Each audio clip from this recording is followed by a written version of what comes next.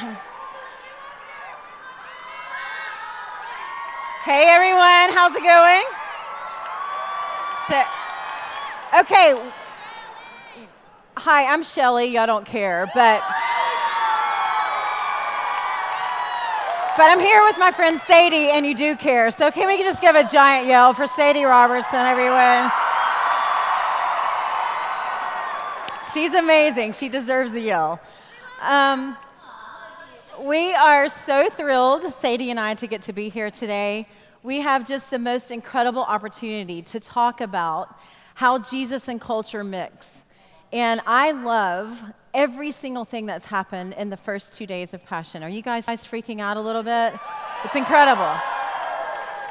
You know, Louie and I have been doing Passion for 21 years, and nothing has ever happened like has happened in the last 2 days. And the way I see that is only God. He is the only one creative enough 21 years in to be coming up with new material. And God is consistently God, but he has a fresh way of always presenting himself. And the last couple of days have just been full of that. And so I want to just say, way to go, God. Whatever you're into in these days, we're into too. And we're so grateful just to be in the space with God. It's incredible.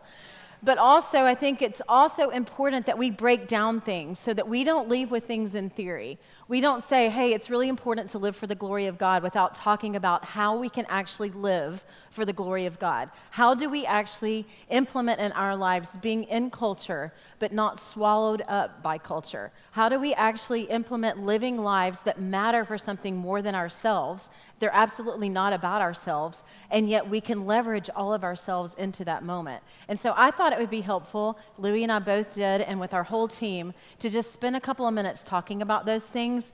And as you know, Sadie has a lot of interest in the world. She has incredible things that she's a part of. I know you've heard of the little show Duck Dynasty. You guys know about it. Her family is an incredible family. Louie was introducing them earlier at Phillips, and we'll get to see them there tonight. But I love that her family basically went on national TV. They lived their lives authentically and in such a way that Jesus was able to shine, right? It's incredible to watch. But it's also in Sadie's heart to do a lot of other things. And I want to give her 1 second just to talk about what some of those things are that she's involved in culture. And then we're going to talk about how that mixes with Jesus and how we can be a light in every one of those moments. So tell us some of the things you love. Tell us some of the things you're doing. And if you don't mention the stuff I love, then I'll bring it up. And it is, yes, seriously. I'm so honored. Her and Louie are the real deal. They have been the biggest champions and supporters, and like without them, I always tell Shelley there was like one of the most special moments because I got to speak on the Winter Jam tour this year. And y'all, yeah, shout out for Winter Jam. I was so nervous, okay? Like so nervous because that's a little scary, right? And I'll never forget when Louie and Shelley were there, and I'm like freaking out. I think I prayed all day. I'm not even kidding. Like I was on my knees all day. I was so nervous, which is a good thing. But after I got off stage, I'll never forget this moment. Louie and Shelley were both standing there, and they both came up, and they just hugged me, and they were just supporting me and encouraging me. And I tell them all the time, I'm like, I will never forget that moment. It's one of my favorite moments in all of life, because these two people who are leading this amazing charge, who are like literally generals of our generation, leading this army for Christ, came and supported me and hugged me and said I could do it. And it just like meant the world. So thank you for doing that. It means a lot. It really does. Believe in you. So some things I'm doing, I guess I started the Live Original tour, and yes, shout out to the people who came. It's so awesome. It's our second year in, and gosh, I just love every second of it. That kind of started randomly, but I wrote a book called Live Original, and that was, ironically, I wrote the book because I was thinking, I'm too afraid to speak, and so I'll write a book, and then I won't have to say anything. I'll just write it all down. Well, yeah, Brilliant. Obviously didn't work out because I'm sitting here on stage right now. But that's how God is. He's so funny, and I'm telling you what, whatever our weakness is, he really will turn it for a strength for him. And so I wrote it all down, and then it actually gave me more confidence to speak it, because then I was like, oh wait, I really believe this. God is really good. He really is who he says he is, so I should go speak it confidently. And so I wrote the book, then the tour came. Different things are happening with that. I have a new book coming out called Live Fearless, whoop, Super excited about that. So just different things. God has really opened a lot of different doors. Some things with movies and different things like that. And I don't know, it's all been fun. But you have a fashion line. Yes, awesome. I have that. Yeah. It's been crazy. Seriously, y'all, like if you would have told me any of this would have happened, I would have like not believed you at all. But God has been so good. And like she said like we'll intertwine it all, but it really like you can't separate Jesus and everything that's happened because it makes no sense for it to happen without God. Like I'm a small town girl from West Monroe, Louisiana, who grew up at a camp literally, and like this happened. So God is good, and it all intertwines. Yeah. Can't be so separated. You're 20 years old. Yes. Which I think a lot of people in the room can relate to. If you're 20 years old, raise your hand. Anyone? Woo! Yeah, okay. Awesome. What I love about Sadie, too, is that she's 20 years old and that she's a Passion attender. So the last 3 years, Sadie's been at Passion in one of your seats. And now this year at Passion, she's in this seat. And I think that's just the way God works, you know? He works in our lives all the time. And occasionally he gives us an opportunity by putting a microphone in our hand or by putting us on a larger stage to actually speak up for him. But it's all the same. Whether Sadie's sitting right there, we were just sitting right up there, or if she's sitting right here, she's allowing God to work in her life, and I love that about her. I also love that you have done a lot of what you've done in the first 20 years of your life afraid. Yeah. Right? So you mentioned, I didn't feel super confident. I wasn't overwhelmingly sure, but I felt like obedience was more important than my comfortability. Yeah, absolutely. Can you talk about that? Yeah, for sure.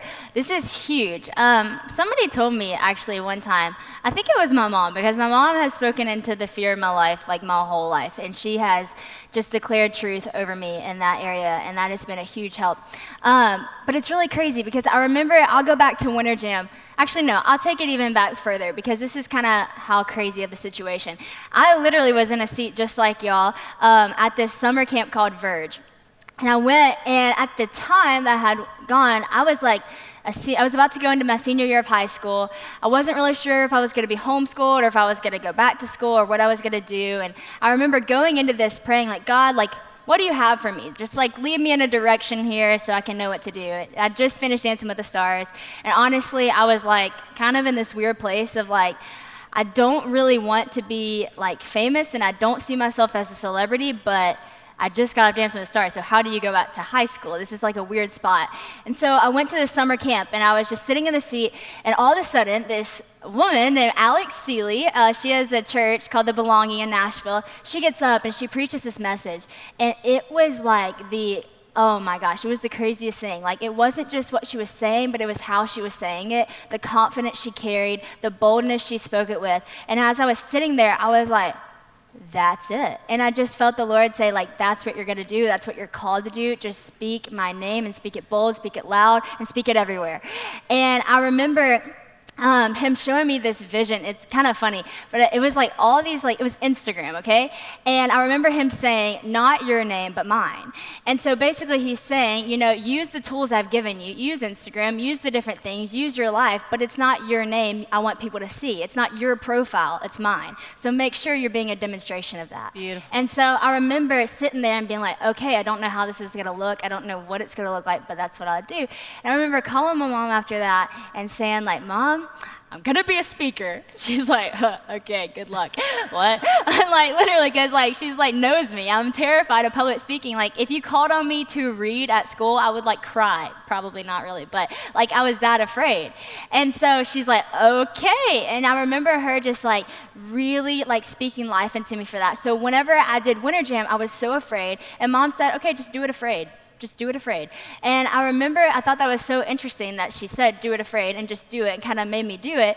But when I got there, I realized that like, you may not feel like you have like everything ready, because you probably won't have everything ready. You don't have everything you need. You may be a little afraid. But the moment you step on the battlefield, like the minute I stepped on stage, like that's when God caught me, he carried me, and that's actually where I found my confident trust in him. It was like at the place that fear was, that's also the place fear was shattered. And it was like absolutely amazing. Yeah, it's pretty crazy. So when you, one of the first times that I ever knew you to speak was at Passion City Church to our college crew. That was the first time I ever spoke. Some of the people in the room were actually there that night. Yeah. Oh, she did an incredible job. Let's just say you were slightly nervous. Yeah. And I remember talking to you leading up to it, and I was just asking, kind of about what you were going to be sharing, and you were talking about sort of what you felt like God was saying to you, but also the fear that kind of came alongside of that. Talk about the process of how you got to, I'm going to say yes to you. I'm going to come to your church and say yes to that. Yeah. But I'm also going to operate between then, I think that was 2 months before, like 2 months. You actually showed up and delivered what God had given you. And just to mention, I think that talk has been watched 617,000 times on the World Wide Web since that moment, which wasn't very long ago. And I think it's part of our obedience that actually leads to God's fulfillment of his promise. Yeah. So can you talk about your yes and how that worked? Absolutely, yeah. It's actually really crazy how this all happened. Because the only time I had ever really spoken before at Passion City was Winter Gym and different events, and all I did was speak for 10 minutes, and it was a little bit of encouragement. And so when they asked me to speak at Passion City, I was so confused. I was like, what? Okay, I've never even spoken before. I'm gonna start at Passion City. Are you kidding me? Okay, God, this has to be you. And I remember in that point in my life, it was not a fear of man, and it was not a fear of I'm speaking at a church with a lot of people that has big influence. It was a fear of the Lord, of the weight of what this looked like. And it was God, you're going to allow me to stand in your church and speak about who you are to a generation who is desperate to hear you. Whoa, that will send you to your knees. And I remember asking God every single day to strengthen my passion, and it really changed my whole life. And it's kind of ironic that I literally found my passion through the process of praying for passion. So I thought I was just praying for this one night and this one event. Little did I know, my whole life was radically changing through the power of prayer. I was learning through how to gain passion every single day of my life. So I remember as soon as they asked me, I asked God to search my heart. I said, okay, I need to surrender anything that's going to be a distraction for the next 2 months. So for those 2 months, that's the time I deleted my social media. I got rid of everything that was distracting. Even for a few weeks, I went without makeup, and it was not too cute because I was having a major breakout. But I was God, literally whatever is distracting me from spending time that's useful and that's with you, take it away. I need to fully surrender. And it was a crazy, crazy thing. And I always tell people, Kristen Kane talks about God being a radical God. If you want to see God be a radical God, be a radical person. Be radical for him, because he will show up in radical ways. I remember texting Shelley and asking her, I said, what's Passion City's foundation verse? And she sent it to me, and you may could say it better than I do, but it's in Isaiah, and it's talking about how every morning you long to hear God's word, and every evening you long to I'm going to misquote it now. Your name, you're renowned. So it's basically just talking about he's the desire of my soul. So every single day I woke up and I said that, and I just started putting that into action, and every single day God would show up in radical ways. And it was so funny because it sounds so practical, but I would just begin to read. I had this dream during this time. It sounds crazy. I had a dream that Beth Moore told me. This is so weird. You gotta love a dream with Beth Moore. You gotta love a dream. Dear God, thank you. So I remember Beth Moore told me in this dream. She said, Sadie, you need to go read your Bible. And now you're talking like her. And she said, and you need to go highlight your story in the story. And I woke up and I said, that's actually really cool. Thanks, Beth, and thank you, God. So I woke up and I started to read the Bible, and I started to highlight characteristics of people in the Bible that I wanted to embody. So I started to highlight things that I could see myself actually doing, and then God started doing the same things he did for them in my life. Okay. For instance, in the book Genesis, talking about Abraham sent his servant out to go find a wife for Isaac. His servant's on the way, and he's thinking, God, listen, you have really got to show up for me, because if you do not, then this is going to be awkward. So if I know it's you, then you're going to tell this woman to come, and she's going to not only ask me for water, but she's going to ask my camels too. And as soon as he said that, it says that Rebecca walks up and she asks for him water and the camels. So I thought, okay, well, God answers you just like that. So I began to ask God for specific things, for specific words to speak at Passion, for specific direction. And I literally began to hear him say, or bring a person in my life say exactly what I needed to say, or answer the prayer that I just had prayed. So I'm telling you, God is a radical God who does radical things, but you have to ask him in radical ways sometimes. You have to get rid of the distractions. You have to surrender it all. And so through that night of praying for passion, I literally found my passion in the Word of God. And it's like crazy. In those 2 months, that is really what has changed my life. That's incredible. So cool. It's incredible. So cool. He's good. That. So one of the things I've seen you sort of deal with in your life, because I think it's really fun when we're real about this stuff, and fear is certainly one of the things, but self-image. Yeah. So I think particularly in the culture, every day there's an opportunity to compete with people because we're looking all day at their Instagram, at their Facebook feed. We're interacting with people in different ways than we ever have before, mostly by our phones. And just sort of talk about self-image and how people can be centered on themselves, still in self-image, even if it's improvement, and God image. Yeah. And how they actually differ from each other if we can actually see what God thinks about us instead of improving our image of ourselves. That's so good. Wow, that's such a big question. It's so good. For me, I definitely have struggled with self-image, and I've talked about that a lot, and wrote a blog about it, done some videos about it, but I think it's really important to look girls face to face, and even guys too, and be real about what we struggle with on a day-to-day basis, and also not feed to that. So first I want to say that because we talk about how Instagram, we get on and it's like, we get discouraged or we get disappointed or we get, we immediately get sad. And it's like, let's not feed to that, and let's make sure we're not doing that and making other people sad or making other people feel insecure. And so I think it is going to take us rising up and saying, I know this might be cool, this might be popular, this might be what the world wants, but we have to stand up and say we're not going to give it to them, because the more we feed, the more the fire flames, you know? And so for me, I think what I had to realize is there's a verse in Hebrews 10:35. It says, so then do not forget the confident trust that you have in the Lord, for it will be richly rewarded. And when I read that verse, kind of everything changed for me, because up to that point, I was like trying to find my confidence in like who I was, what I looked like, what social status was, how many friends I had, who my boyfriend was, whatever. But whenever I read that verse, I realized, because in that time, I was not confident at all. I was very insecure, terrible self-image, the whole 9 yards, really struggled with an eating disorder, all of it.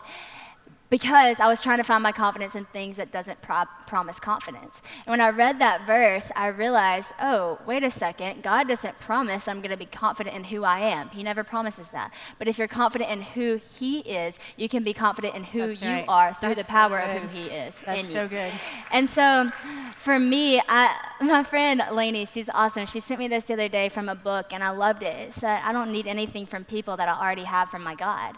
And I like to say I don't need anything from people that I already have from my dad. Because if you think of him as your dad and you're his daughter, like, you will not look at yourself the way you think that you do now. I'm telling you, it's a totally different perspective whenever you find yourself through his eyes, through someone who radically loves you in an overwhelming way. And I know it may sound cheesy, it may sound repetitive, but I'm telling you what, nothing like, I heard that a million times, but until I looked in the mirror and chose to believe it, no matter what I saw, chose to believe it even before I saw what he saw, like, it changed everything for me. I remember being on my knees one day just crying because that finally clicked. It just finally clicked. So ask him. Look in the mirror, no matter what you see, like, declare that over your life, that no, you are loved, you are beautiful, you are chosen, you are a daughter, even before you believe it. Sometimes it just takes speaking victory before you actually see it. So good, Sadie. So good. I think it would be really cool, just because I know you and love you, but I've also seen you in seats, like we said, sitting out here. And I think you have an opportunity, because you're sitting here today, to actually look at the people who are in the seat you might have been in, and to actually speak a word of encouragement to their life. Mm-hmm. And I feel like 20-year-olds speaking to 20-year-olds is different than, and I won't say my age, 53-year-olds speaking to 20-year-olds. And so I think it's incredible when we get the opportunity to speak eyeball to eyeball, face to face, and we get to embrace people with words. Yeah. And we get to say to them, you know what, your cherished daughter or son of the King. And so if you could say, and really pray is what we're doing, one thing over people today, what would that one thing be? Man, okay, I may get emotional. Because this year has been so crazy for me. I am going to get emotional. It's okay. Because, like Christine said, she talked about how, we can go to heaven with chains, and spiritually we don't have them, but physically we do. And we walk in this world heavy, brokenhearted, we carry it. And when we carry that, it kind of silences our voice, and it makes us not fully believe what we're saying, but kind of, and we don't have confidence in it. And this year, for me, back in April, somebody asked me the same question she said. Somebody asked me, who told you that? Who told you the lies that you're believing? You need to locate that. Literally the same thing. And I asked God to show me. And I went back and I went through this process of literally just taking off the shame, taking off the fear, taking off the words. And every single word I took off, and every single amount of fear that I took off, it was like I became so weightless and so free. And the more free I became and the more weightless I became, the more in love I felt with him, because I was recognizing that he was the one taking these things off of me. And it so shocked me, because this year it was like finally everything in my life that I had been blinded from, I could finally see. And so I went back and I thought about the time I was sitting in a seat at Verge, like I talked about. And that day, I don't know how many people can say that they remember the talk that Alex Giglio gave at Verge 4 years ago, but I do. And it changed my life. And I took that and it changed everything about the way I live. Live Original wouldn't be here. I wouldn't be here. Nothing would have happened without that one moment of me saying yes to God in that room. That one moment, that one woman, she used to talk to that one person. Yeah. And it just totally shocked me that God would use her, tell her, because I know her now, she only says yes to 8 events every year, that she said yes to that event, and that God would use her to speak a word and spark a passion in my heart that day that would carry on. He came after me. And today when I was sitting here and I was up there and I was looking at y'all, I saw the biggest pursuit of God after a generation. And I remember asking God this year, God, what would you say to my generation if you came and just spoke? And I just remember him saying that I love them. I love them. I'm coming after them. I'm reaching out for them. And all they have to do is reach back and say yes. I radically love them. All I need them to do is fall in love with me. And the only way we're going to fully fall in love with him is if you take off shame and if you take off fear. So as Christine declared a shameless generation, I just want to declare a fearless generation over us, because we can't experience the fullness of God when we have shame, we have fear, bringing us into hiding. Yep.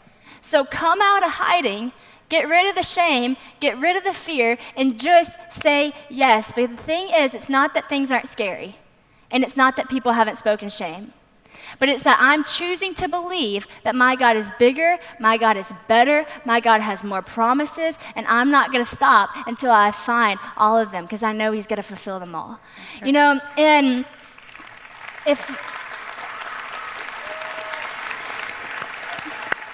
there was a prayer, I'm praying, and I said this in a video the other day, that I'm praying for a wholehearted mentality, a wholehearted warrior mentality for our generation. And the word wholehearted, what inspired this is from the book of Joshua, and even before then, I think it's in Numbers when it's talking about Caleb and Joshua, when they went and they were sent out as spies. And as we know the story, they come back, and as all the other spies were trying to instill fear in the hearts of Israel and the Israelites, Caleb and Joshua came back and they spoke freedom. And they didn't speak fear. And this year, we came out of a year that literally, as Christine said, the New York Times said it was a year of shame, a shameful generation. The New York Times just put out a post last week that said 2017 was the year of anxiety. And I just think about that, and just as Caleb and Joshua, we saw it. Yeah, we saw it. We saw the fear. We saw the big things. We saw it happen. But next year, let's just believe and have a wholehearted spirit that God's going to do more, and that it's going to be better, and that it's going to be good, and we don't have to be afraid. And there's a word, there's a synonym that goes with the word wholehearted that I absolutely love, and I think y'all will too. One of the meanings of wholehearted, actually, a synonym means unqualified. I love that, because I am literally unqualified for about 100% of the things I'm doing right now. And that's okay. And sometimes I do it afraid. And sometimes and that's okay that you don't feel qualified, because you don't have to be qualified. God's not asking for qualification. He's not asking for things from you. All he's asking is that you will be totally wholehearted and absolutely ready to go out in the world and just devote your life to him and start declaring truth over this world. That's all we need. We don't need people who are qualified. We don't need a generation who is qualified. We just need a generation who is ready to say yes. So just say yes, and you will be amazed what's behind your yes. It's so good. Let's tell Sadie thank you. Can you tell her? Thank you so much. Incredible. Thank you. Thank you. It was fun. Incredible. Thank you.